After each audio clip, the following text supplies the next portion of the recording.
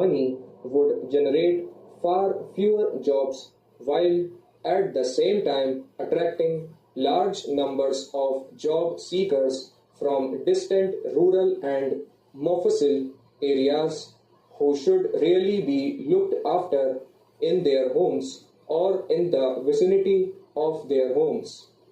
Also, fewer jobs for the same amount of money would mean the spread is thin in precisely those urban concentrations where the numbers looking for jobs is much higher and moreover charged with higher expectations.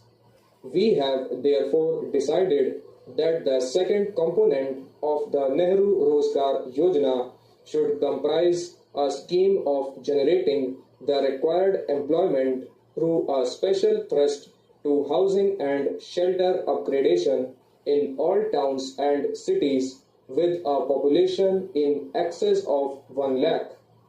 We are, however, excluding from this scheme the four super metropolitan cities of Bombay, Calcutta, Delhi, and Madras, not because these super metros do not need housing related employment, but because there are already in operation in these cities similar programs with investment running to hundreds of crores of rupees, including funding by the World Bank and other external sources. Thus, the Nehru Rozgar Yojana component for urban employment through housing and shelter upgradation might be seen as the extension of the concept of employment through house building and shelter upgradation to the hitherto somewhat neglected smaller metropolitan and non-metropolitan cities and towns of our country. Under this component, we have focused on the most labor-intensive activity available in urban areas, namely the construction and upgradation of dwelling units and housing. Besides, the shortage of housing in these areas is so acute that the fruits of intensified construction activity will directly reach those most in need of it, that is, the urban poor.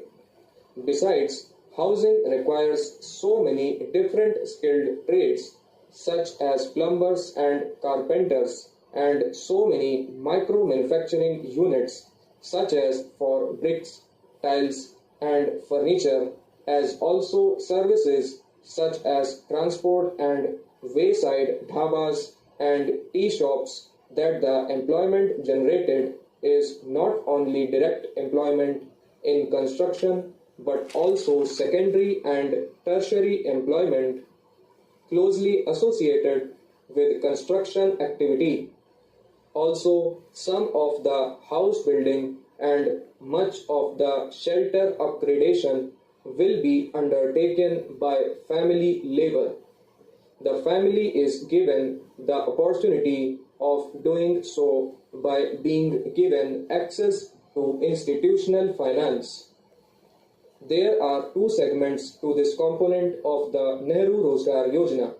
We envisage the first segment as a joint enterprise of the union government, the state governments, the Nagar Palikas, and HUDCO. The bulk of the work will involve identified families being assisted in shelter upgradation.